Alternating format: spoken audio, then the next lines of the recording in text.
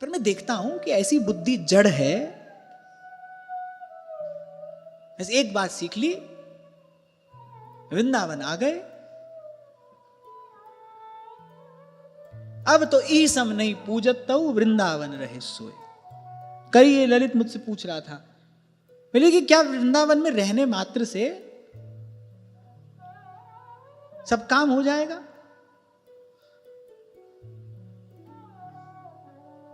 देखो, वृंदावन से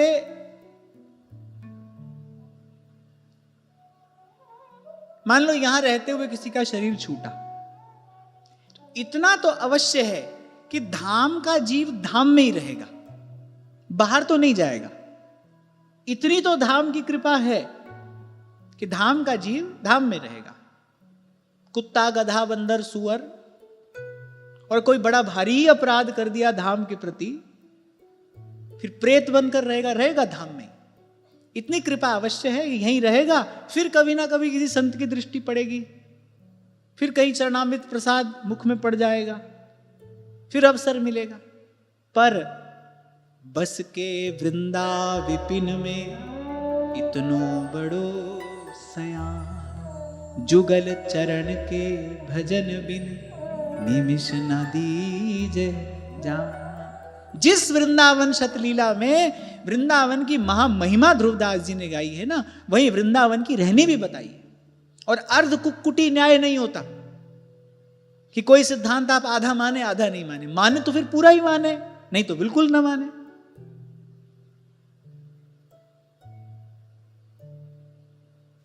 ऐसा थोड़ी होता है कोई कहे आगे मुर्गा पीछे कबूतर। अर्ध कुक्कुटी न्याय नहीं होता है। कोई सिद्धांत आप मान रहे हैं तो फिर पूरा ही मानना पड़ेगा आपको। तो जिस वृंदावन शतलीला में ध्रुवदास जी ने श्री वृंदावन की महामहिमा कही, वृंदावन वृंदा कहत दुरित वृंद दुरि जाहि, नेह बेली रस भजन की तब उपजय मन माही। उसी वृंदावन शतलीला में श्री ध्रुवदास जी ने वृंदावन की रहनी भी बताई है। थोड़ा उस पर भी ध्यान दीजिए कि जुगल चरण के भजन बिन निमिष न दीजे जान, दूजे तीजे जो जुरे साख पत्र कछुआई, ताही में संतोष कर रहे अधिक सुख पाए।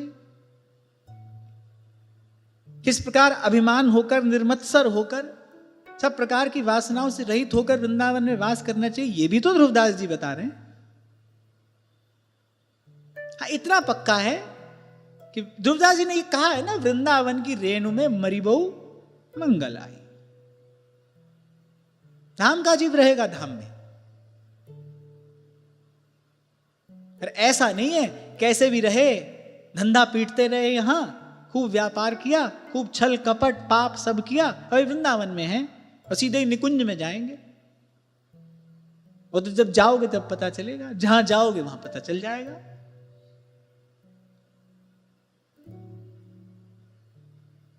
ये जो महिमा कही गई है ना, ये हमको भजन के लिए प्रेरित करने के लिए कही गई है, हमको प्रमादी बनाने के लिए नहीं कही गई है। जब ध्रुवदास जी कहते हैं कि ईसम नहीं पूजत तऊ वृंदावन रहे सोए, इसलिए नहीं कही गई कि यहां आके सो जाइए। यहां इसलिए कही है कि जहां सोने की महिमा कहीं के भजन से अधिक है, अरे वहां भजन करोगे तो क्या वस्तु प्राप्त होगी।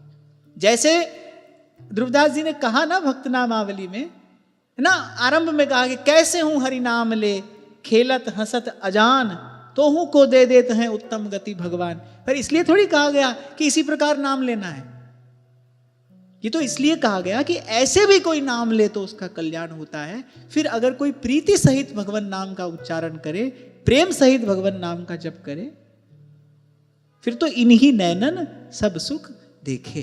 तभी कल मैं कह रहा था, कहने वाला अपने धरातल से कहता है, सुनने वाला अपने धरातल से सुनता है। ये सब बात कही गई है हमको प्रमादी बनाने के लिए नहीं,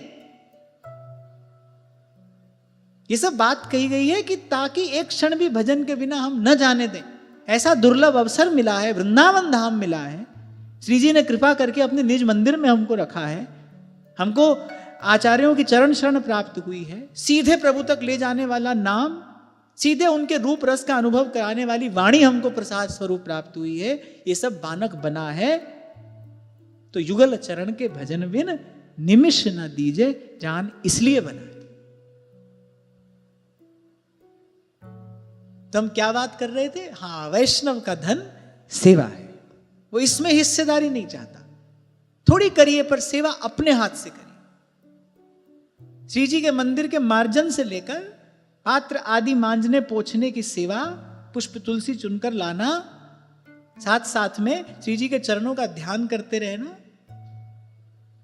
कितना सुंदर श्लोक महाप्रभु कह रहे, इसी एक श्लोक में सब कह दिया। राधा नाम सुधा रसं रसयितुम जिह्वास्तु मे विह्वला, पादौ तत्पदकांकिता सुचरता वृंदाटवी वीथिषु। तत्कर्मैव करः करोतु हृदयं तस्याः पदं ध्यायता तद्भावोत्सवतः परं भवतु मे तत्प्राणनाथे रति। और ऐसी भक्ति महाराज अम्बरीश की है।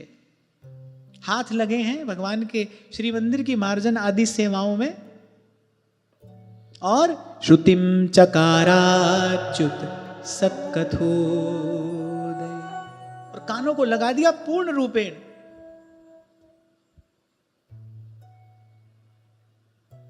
भगवान की कथा वार्ता श्रवण करने में। फिर आगे कहते हैं, मुकुंद लिंगालय दर्शने दृशौ, वाह, तद्भृत्य गात्र स्पर्शेंग संगमम घ्राणं च तत्पाद सरोज सौरभे श्रीमत्तुलस्या रसनाम तदर्पिते। नेत्र लगे हैं कहाँ? मुकुंद लिंगालय दर्शने दृशौ, भगवत विग्रह के दर्शन में। और लिंग का अर्थ होता है चिन्ह। कहाँ? मुकुंद लिंगालय दर्शने दृशौ। अब यहां मुकुंद लिंगालय से तात्पर्य क्या है? भगवत विग्रह तो अर्थ है ही, पर जो भगवत चिन्ह धारण करते हैं उनका दर्शन, यानी भगवान का दर्शन भी, और जो ऊर्ध्वपुंड तुलसी की मालिका जो धारण करते हैं वो वैष्णव, उनका दर्शन भी। कह नेत्र लगे हैं भक्त और भगवान के दर्शन में। जानते हैं भजवे को दोई सुघर, कह हरि दास। देखो वैष्णव का वेश भी वैष्णव वेश होता है। ये ऊर्ध्वपुंड, ये तुलसी की माला, ये पवित्र वैष्णव वेश है ना। यहां तक कि वैष्णव का घर भी वैष्णव होता है।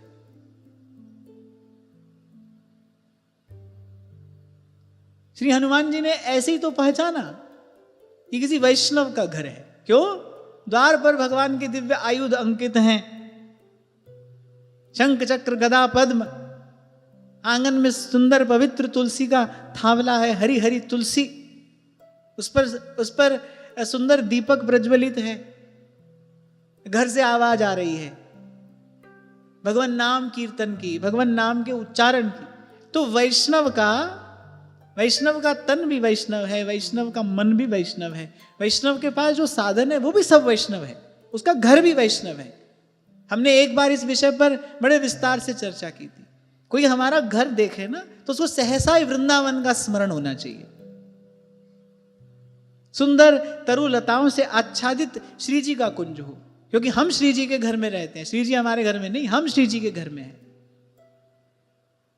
अब स्थान का अभाव हो, तरुलता न लगा सकते हो, तो भले 2-4 सुंदर सुंदर फूलों के पौधे गमले में ही लगाइए, पर एक रसोपासक के जिसके यहाँ श्री युगल सरकार राधा वल्लभ लाल श्री कुंज बिहारी बिहारिणी विराजमान है, उसका घर भी ऐसा होना चाहिए। कोई घर के पास से होकर जाए ना तो उसके कान में नाम वाणी का स्वर पड़े। आजकल तो आधे से ज्यादा घरों के पास से निकल जाओ तो कुत्ता भौंकने की आवाज आती है। द्वार पर ही लिखा रहता है, कुत्ते से सावधान रहिए।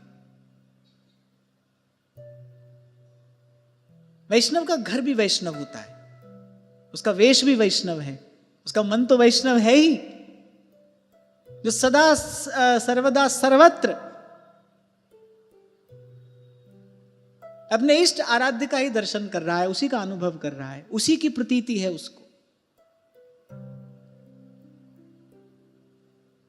आप देखो बड़ी देर तक हनुमान जी लंका में यहां वहां घूमते रहे, पता नहीं मिल रहा था श्री जानकी जी का।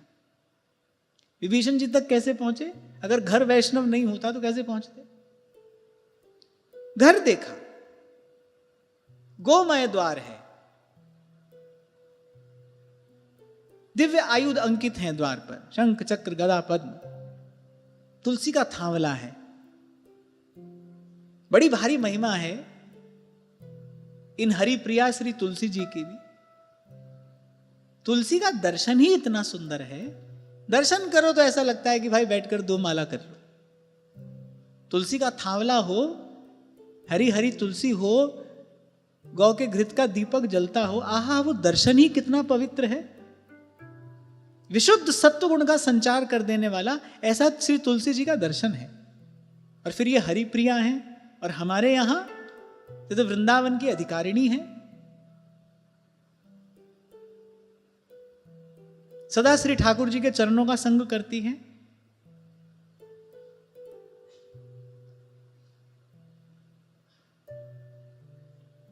अपवित्र को भी पवित्र कर देने की अद्भुत सामर्थ्य है इन हरिप्रिया श्री तुलसी जी की।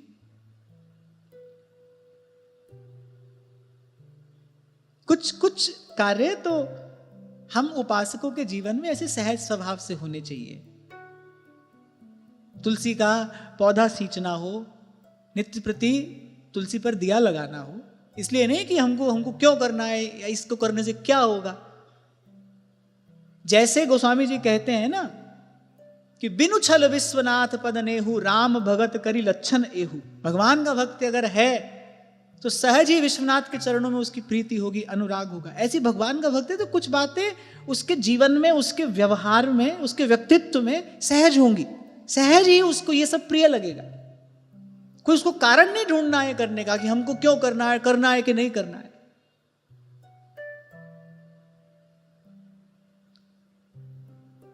तुलसी दल देखकर भगवान मुस्कुरा देते हैं, नारायण मुस्कुरा देते हैं तुलसी दल देखकर। श्री शालग्राम भगवान तो एक क्षण के लिए भी तुलसी के बिना रहते नहीं। उनको तो यदि स्नान कराना हो तो तुलसी जी का ही आसन है, तुलसी मिश्रित ही जल है, आसपास भी तुलसी चाहिए, तुलसी ही तुलसी हो उनके आसपास, प्रसन्न रहते हैं उसमें भगवान।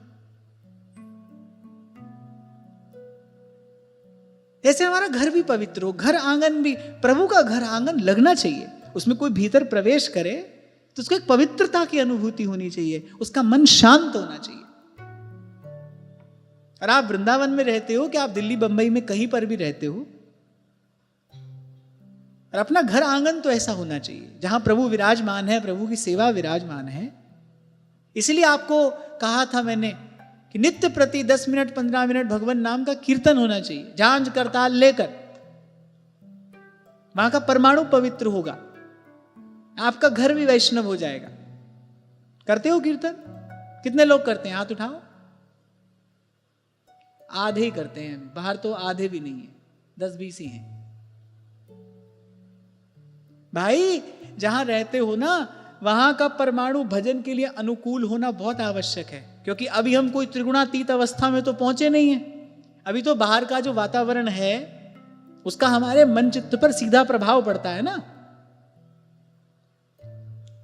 एक दिन एसी बंद हो जाए, लो पता चल जाएगा।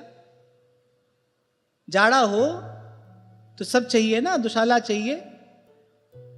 तो अभी कोई ऐसे तो है नहीं, अभी तो जो बाहर जो घट रहा है उसका मन चित्त पर प्रभाव पड़ता है। जहां आप रहते हो ना, जहां आपको दिन रात रहना है, उस स्थान का परमाणु भजन के अनुकूल होना चाहिए, भजन में बाधक नहीं होना चाहिए। स्थान का बड़ा प्रभाव होता है, बड़ा भारी प्रभाव होता है। एक स्थान होता है वहां पर पहुंचते ही मन शांत हो जाता है, चित्त को चैन मिल जाता है। एक स्थान होता है वहां पहुंचते ही हलचल शुरू हो जाती है। अब तो सब लोग मानते हैं ना, कहते ग्राउंड एनर्जी अच्छी नहीं है इस जगह की। जो स्थान का परमाणु है वो भजन के अनुकूल हो, कैसे होगा? और तो हमारे पास कोई साधन नहीं है। और किसी साधन की हमको आवश्यकता भी नहीं है। भगवान का नाम सर्वसमर्थ है। भाए कुभाए अनख आलस हूं, नाम जपत मंगल दिसि दस हूं। रोज 10 मिनट 15 मिनट भगवान के नाम का कीर्तन करिए। कीर्तन माने उच्च स्वर से कीर्तन। मुकुंद माधव गोविंद बोल, केशव माधव हरि हरि बोल। गोविंद जय जय, गोपाल जय जय, गोविंद जय जय, गोपाल जय जय। जय जय राधा रमण हरि बोल, जय जय राधा रमण हरि बोल, जय जय राधा रमण हरि बोल, जय जय राधा रमण हरि बोल। श्री राधे गोविंद भज मन श्री राधे, श्री राधे गोविंद भज मन श्री राधे। अच्युतं केशवं कृष्ण दामोदरं राम नारायणं जानकी वल्लभम्।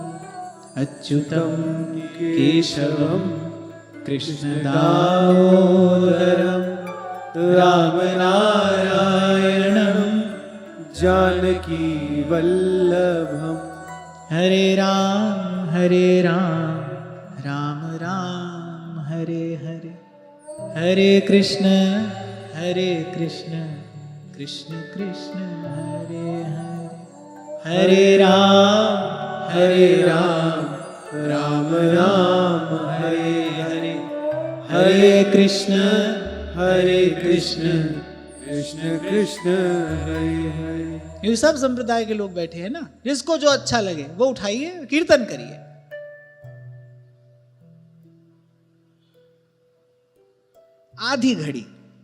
आधी घड़ी माने 12 मिनट गिनकर यहां से आरंभ करिए।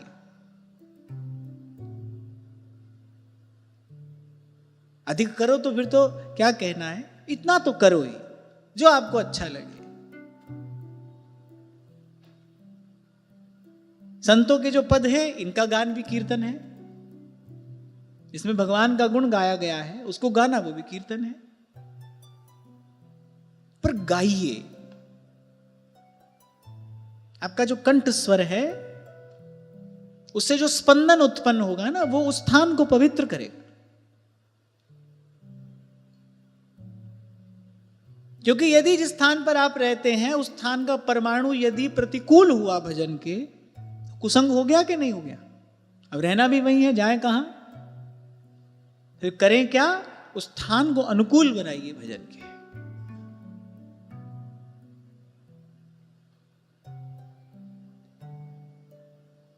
तो कहा कि राजर्षि श्री अम्बरीश जी के नेत्र लगे हैं मुकुंद लिंगालय दर्शने दृशो, भक्त और भगवान के दर्शन में, भगवान का दर्शन भी और भगवत चिन्ह धारण करने वाले जो वैष्णव हैं, माला तिलक धारण करने वाले जो वैष्णव हैं, उनके दर्शन में। वैष्णव का दर्शन बड़ा पवित्र है। पुराणों में क्या महिमा लिखी है वैष्णव वेश की। व्यास जी कहते हैं ना, मूड मुड़ाए की लाज निभइये, ये ऊर्ध्वपुंड ये तुलसी माला ये प्राप्त हुआ है गुरु कृपा से। ये बड़ा पवित्र वैष्णव वेश है। पद्म पुराण में भगवान वेद व्यास कहते हैं त्रिलोकी को पवित्र करने वाला वैष्णव वेश है। यम के दूत निकट नहीं आ सकते अगर माथे पर ऊर्ध्वपुंड है, गले में तुलसी की माला है।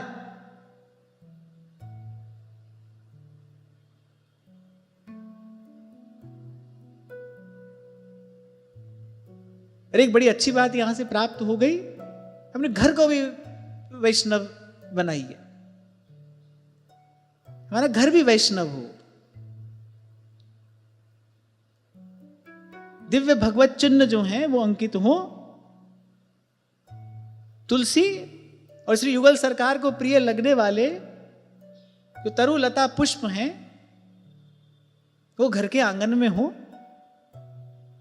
और कोई हमारे घर के पास से होकर निकले तो उसके कान में नाम वाणी का स्वर पड़े, भगवान नाम के कीर्तन का स्वर पड़े, इन संतों के जो दिव्य पद हैं उनका स्वर उसके कान में पड़े। और फिर आगे एक बड़ी सुंदर बात यहां कही, तद्भृत्य गात्र स्पर्शेंग संगम।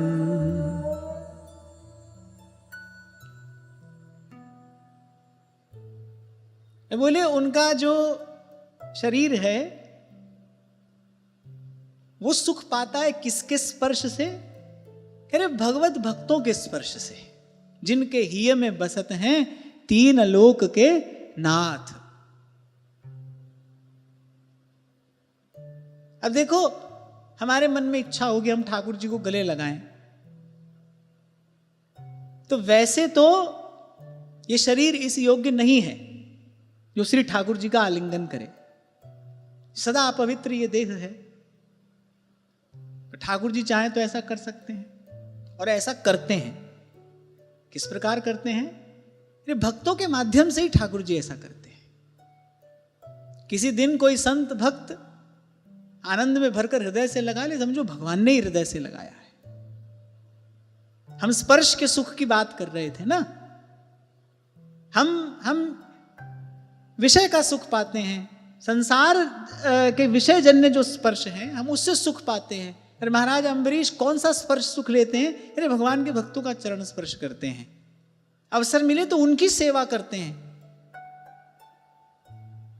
संत भक्त प्रसन्न होकर उनको हृदय से लगा लेते हैं, वो अपने मन में यही भाव रखते हैं भगवान ही मुझे हृदय से लगा रहे हैं। और वैसे भी भगवान के भक्त तो भगवान से कुछ अधिक ही है, ऐसा भगवान ने कहा है, मोते संत अधिक कर लेख। भगवान तो अकेले हैं और भक्त जिनके हिय में बसत हैं तीन लोक के नाम। पर सावधान, ऐसा सहज किसी संत भक्त की कृपा से हो तो, ऐसा नहीं कि किसी के पीछे ही पड़ जाओ। गले लगाने की बात हो रही है, गले पड़ने की बात नहीं हो रही है। मुझे बहुत सावधानी से कहना पड़ता है ना, कि बड़े विचित्र विचित्र चिंतन आ जाते हैं फिर मेरे सामने। मैंने तो यहां तक भी आपसे कहा था कि चरण स्पर्श भी अनुमति से करना चाहिए, बिना अनुमति के नहीं।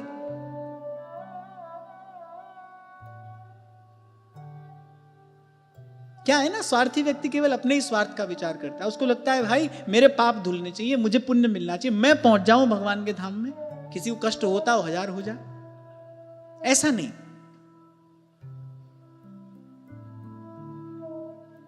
कहीं कहीं कोई वार्ता ऐसी भी है तो बहुत सावधान होकर कहनी पड़ती है। आज भाई समय बड़ा विचित्र है। कली केवल मलमूल मलीना, पाप पयोनिधि जन्मन मीना।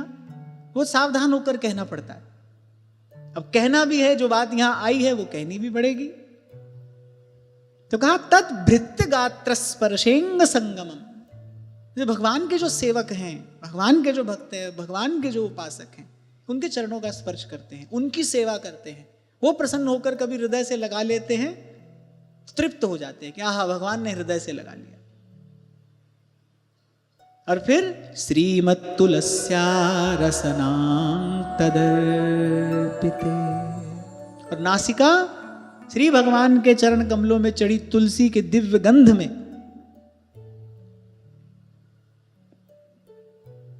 उसी को ग्रहण करने में लगी रहती है। बार बार श्री चरणों में चढ़ी जो तुलसी है उसको सूंघते हैं। जो प्रसादी पुष्पमाला है, पुष्पाभरण है, तो उसको सूंघते हैं। कल आपसे कहा था, आज फिर कह रहा हूं, ये तो स्वयं भगवान का श्रीमुख वाक्य है। भगवान वेदव्यास ने कहा है कि जो निर्माल्य है इसको सूंघने से, इसकी गंध ग्रहण करने से हृदय की दुर्वासनाएं नष्ट होती हैं। ये इसका प्रसाद है, ये इसका प्रताप है, निर्माल्य का प्रताप है। और रसनाम तदर्पिते। और जो रसना है केवल अर्पित वस्तु से ही, केवल प्रसाद से ही रस ग्रहण करती है, अनर्पित से नहीं। तदर्पित है जो समर्पित वस्तु है। यद्यपि हम पिछले 2 दिनों में इन्हीं सब भावों की विस्तार से चर्चा कर आए हैं, फिर आगे कहते हैं, पादौ हरे क्षेत्र पदानुसर्पणे शिरो ऋषिकेश पदाभिवंदने कामं च दास्येन तु काम काम्यया यथोत्तम श्लोक जनाश्रया रतिः। बोले पादौ हरे क्षेत्र पदानुसर्पणे। कई किसी तीर्थ में दर्शन करने जाते हैं तो भाई चक्रवर्ती सम्राट हैं, लाव लश्कर के साथ जा सकते हैं, फिर नहीं, पैदल जाते हैं नंगे पांव, एक एक पग बड़े प्यार से धरते हुए अपने प्रभु का दर्शन करने जा रहा हूं। आपको स्मरण हो जब हमने कुछ सेवा अपराध पर चर्चा की थी, तो खड़ाऊं आदि पहनकर मंदिर जाना सेवा अपराध है, किसी सवारी पर बैठकर मंदिर जाना यह सेवा अपराध है। तो कह रहे पैदल ही कहीं भगवान का दर्शन करने जा रहे हैं, कहीं किसी तीर्थ में जा रहे हैं भगवत दर्शन करने के लिए, पैदल नंगे पैर भगवान नाम कीर्तन करते हुए, नेत्रों से प्रेमाश्रु बहाते हुए धीरे धीरे बढ़ते हैं प्रभु की ओर। प्रभु का दर्शन करने जा रहा हूं, आज मुझे प्रभु का दर्शन होगा। लेकिन इस सिर से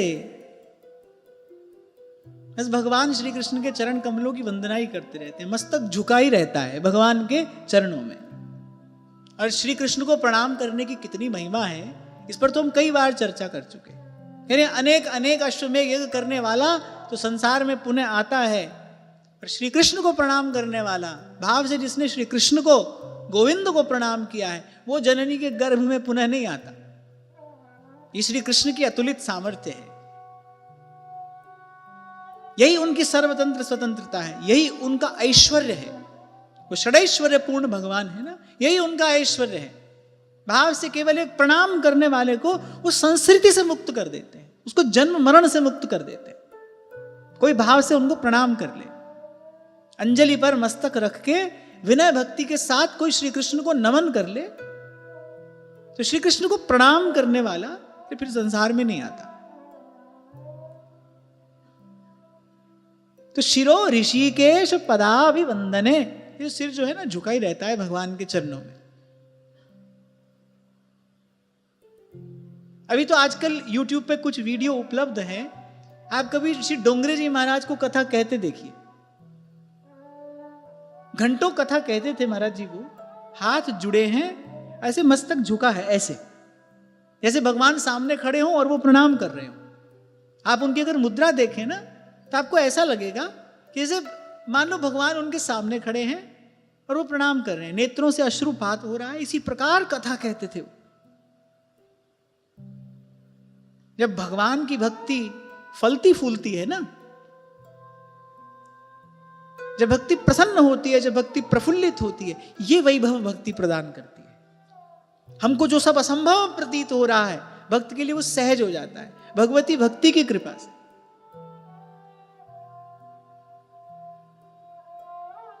कोई कहे कि ऐसा कैसे संभव है, आप देखिए डोंगरे जी महाराज का दर्शन करिए। घंटों कथा कहते थे, हाथ जुड़े हैं, मस्तक झुका है, नेत्रों से अविरल अश्रुपात हो रहा है। इसी मुद्रा में घंटों कथा कहते थे। लाखों लोग सामने बैठे, उनको कुछ खबर नहीं, उनको कुछ खबर नहीं।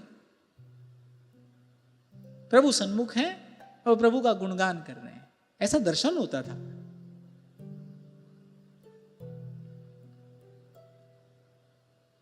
और फिर वैसे भी जो मस्तक प्रभु के चरणों में झुकता नहीं, श्रीमद् भागवत में एक आया, तो भार है, बोझ है।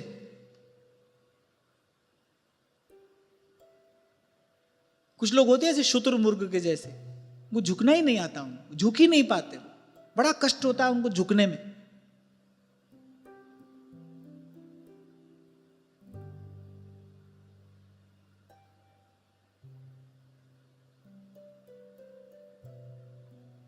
समुद्र में कभी जब तूफान आता है ना, तो बड़े से बड़ी शिला को भी अपने साथ बहा कर ले जाता है। लेकिन समुद्र के तट पर एक विशेष प्रकार की घास होती है, बड़ी कोमल होती है। वो कितना ही तूफान आए, वो घास बड़ी कोमल होती है। वो लहर के आकार में आकार ले लेती है, उसको कोई क्षति नहीं होती, वो ज्यों की त्यों रहती है। जो मस्तक भगवान के चरणों में झुका रहेगा, यहां संसार में कोई तूफान आए उसका कुछ नहीं बिगाड़ सकता है। मस्तक झुका रहे प्रभु के चरणों में। मन वे नीवे होके चल लिया करो।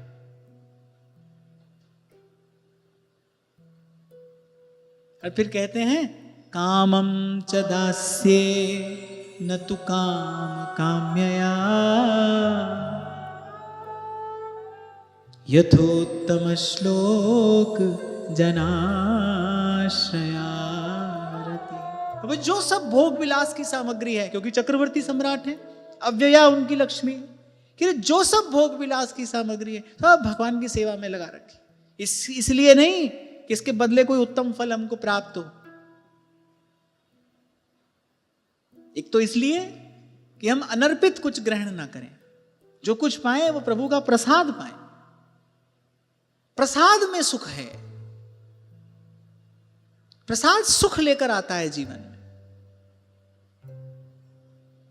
आप रोज ही अनुभव कर सकते हो, एक वस्तु बाजार से खरीद कर पाओ और वही वस्तु कहीं आपको प्रसाद में मिले, उसका स्वाद कुछ और होता है, उसकी अनुभूति कुछ और होती है।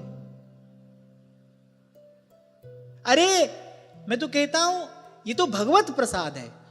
साधारण व्यवहार में भी आप देखिए, किसी ने कोई वस्तु आपको उपहार स्वरूप दी। एक स्थिति यह है कि आप वस्तु खरीद कर लाए, और एक है किसी ने बड़े प्रेम से, बड़े स्नेह से, बड़े भाव से, सद्भाव से आपको उपहार स्वरूप दी। आपकी खरीदी हुई वस्तु वो पुरानी पड़ जाएगी, मन उब जाएगा उससे। लेकिन मैंने देखा ऐसे कभी किसी का प्रेम भाव से दिया हुआ उपहार हो ना, जीवन भर व्यक्ति संभाल कर रखता है, क्योंकि जब जब उसको देखता है ना, एक सकारात्मकता, एक अच्छी सी भावना, मुख पर मुस्कान आ जाती है, एक सकारात्मक भाव की अनुभूति होती। किसी ने सद्भाव से दिया है। अरे कोई साधारण व्यक्ति भी सद्भाव से कोई वस्तु दे, वस्तु विशेष हो जाती है, साधारण वस्तु विशेष हो जाती है। फिर प्रसाद तो भगवान प्रसन्नता से दे रहे हैं। कल आपसे मैं कह रहा था प्रसाद की महिमा तो ये है, उद्धव जी कहते हैं इसके बल पर आपकी माया को जीत लेंगे हम। महाप्रभु जी ने इसी प्रसाद को सर्वस्व माना, सर्वस्व महाप्रसाद, प्रसिद्धता के अधिकारी। तो जो पास में है सब भगवान के चरणों में समर्पित कर दिया, इसलिए नहीं कि इसके बदले में कुछ मिले, प्रसाद पाए, प्रभु का प्रीति प्रसाद हमको प्राप्त हो। और जो कुछ कर रहा हूं, परम भागवत राजर्षि श्री अम्बरीश जी की पवित्र भावना क्या है, मेरे द्वारा जो कुछ हो रहा है बस इसके बदले मुझे प्रभु का वो दिव्य प्रेम प्राप्त हो जो भगवान के भक्तों के हृदय में सदा निवास करता है। जे निज नाथ भगत तब अहि, जो सुख पावे जो गति लहि, जो सुख पावे जो गति लहि, सोई सुख सोई गति सोई भगति, सोई निज चरण स्नेह, सोई विवेक सोई रहनि प्रभु, हम ही कृपा कर दे, हम ही कृपा कर दे। इस प्रकार एवं सदा कर्म कलापमात्मनः परेधि यज्ञे भगवत्यधोक्षजे, सर्वात्म भावं विदधन्महीमिमा, तन्निष्ठ विप्राभिहितः शशासः। इस प्रकार सारे कर्म भगवान को समर्पित कर दिए। मोरे सबई एक तुम स्वामी। देखना सुनना जितने व्यवहार हैं वो भगवान से हैं, भगवान के लिए हैं। अगर इस प्रकार सर्वात्म समर्पण भगवान के चरणों में करके गुरुजनों की आज्ञा में रहकर शासन करते हैं, भक्ति ऐसी ही विनम्रता प्रदान करती है। सर्व समर्थ हैं। सामर्थ्य कैसा है? नास्पृशत ब्रह्म शापोपि। ब्रह्म शाप भी जिनका कुछ नहीं बिगाड़ सका। वैसे इस प्रसंग में शाप की बात नहीं आई है। यहां दुर्वासा जी ने श्राप नहीं दिया। यहां तो आगे आप सुनेंगे अपनी क्रोध में अपनी जटा उखाड़ कर फेंकी। पर अन्य ये प्रसंग प्राप्त होता है कि जब ये सब घटना घट गई, चक्र भगवान का तेज शांत हो गया, पर महर्षि दुर्वासा के मन में खटका था। वो था कि हमने श्राप दिया, इस अम्बरीश का कुछ नहीं बिगड़ा, एक हमारी तपस्या में कुछ कमी है। बड़ा कठोर तप किया। अब कठोर तपस्वियों में वो तो सर्वश्रेष्ठ है, उनके जैसा कोई तपस्वी नहीं है। बड़ा कठोर तप फिर किया। भगवान प्रसन्न हुए। कहिए क्या चाहते हैं? तो दुर्वासा जी ने कहा कि हम ये चाहते हैं कि ये जो राजा अम्बरीश है, इसकी संसार से मुक्ति नहीं होनी चाहिए, इसी संस्कृति में पड़ा रहे, ये चाहते हैं हम। तो भगवान बोले, भगवान ने कहा अरे आप पहली गलती से सीखे नहीं कुछ, हमारे भक्त के पीछे ही पड़ गए हो। भगवान ने कहा ऐसा नहीं हो सकता, ऐसा किसी भी प्रकार संभव नहीं है। तब दुर्वासा जी ने कहा चलो ठीक है, ऐसा नहीं हो सकता तो कम से कम इतना तो जरूर हो कि अम्बरीश के 10,000 जन्म हो। भगवान ने कहा अम्बरीश का एक भी जन्म नहीं होगा, वो तो सीधे मेरे धाम में मेरी सेवा में आएंगे। हाँ, भगवान ने कहा लेकिन इतना अवश्य है कि अम्बरीश के स्थान पर मैं जन्म लूंगा। भगवान ने कहा इतना तो मानेंगे आप कि मैं जन्म लूं तो वो कुछ विशेष होगा? तो अम्बरीश के 1,000 जन्म और मेरा एक जन्म, आपने कहा 10,000 बार अम्बरीश का जन्म हो तो मैं 10 बार अम्बरीश के लिए जन्म लूंगा। श्री गोस्वामी जी विनय पत्रिका में ये बात कहते हैं, अरे जाको नाम ले तो भव छूटत जन्म मरण दुख भार, अम्बरीश हित सोई कृपा निधि। सोई जन्म्यो 10 बार। भगवान ने 10 बार जन्म लिया केवल अम्बरीश के लिए। भगवान ने कहा नहीं, अम्बरीश का एक भी जन्म नहीं होगा, ये आपको नहीं दे सकते हम, वो मेरा भक्त है, वो तो सीधे मेरे धाम में मेरी नित्य सेवा में आएगा। हाँ, पर आपने तपस्या की है, आपने जो परिश्रम किया है उसका भी पारिश्रमिक हम आपको देंगे। हम आपके सन्मुख आए हैं, मैं 10 बार जन्म लूंगा। ऐसी प्रभु करत दास पे प्रीति। तो महाराज अम्बरीश की सामर्थ्य क्या है? नास्पृशत ब्रह्म शापो। किसी काल में ऐसी घटना नहीं घटी कि जहां ब्रह्म शाप व्यर्थ गया हो। भगवान को भी अगर श्राप मिला है तो भगवान उसको मस्तक झुकाकर शिरोधार्य ही करते देखे गए हैं। वो भले नारद जी ने श्राप दिया हो या किसी और ने, स्वीकार करते हैं भगवान। ब्रह्म वाक्य का निरादर भगवान नहीं करते। आप देखिए, इंद्रजीत ने ब्रह्मास्त्र छोड़ा, हनुमान जी स्वतंत्र थे, चाहते तो नहीं बंधते, पर पवन पुत्र ने रख लिया ब्रह्मा जी का मान, सम्मान किया भगवान ने। ब्रह्मास्त्र है, बंध गए। तो भगवान भी उसको आदर देते हैं, स्वीकार करते हैं। यद्यपि भगवान श्राप के या आशीर्वाद के परिधि से बाहर हैं, फिर भी स्वीकार करते हैं। पर यह भागवत धर्म की महिमा है, ये हरि भक्ति की महिमा है। नास्पृशत ब्रह्म शापोपि यम न प्रतिहतः क्वचित्। ऐसे समर्थ हैं, पर फिर भी गुरुजनों की आज्ञा में रहकर अपने सब प्रकार के कर्म भगवान को समर्पित करते हुए, सब प्रकार के व्यवहार भगवान से ही या भगवत भाव से ही करते हुए, मन क्रम वचन तुम्हारी आशा और गुरुजनों की आज्ञा में रहकर महाराज अम्बरीश शासन करते हैं। आज की वार्ता यहीं श्री जी के चरणों में समर्पित करते हैं। महाराज जी के चरणों में प्रणाम। आप सबके हृदयस्थ हित प्रभु को, भाव प्रभु को नमः।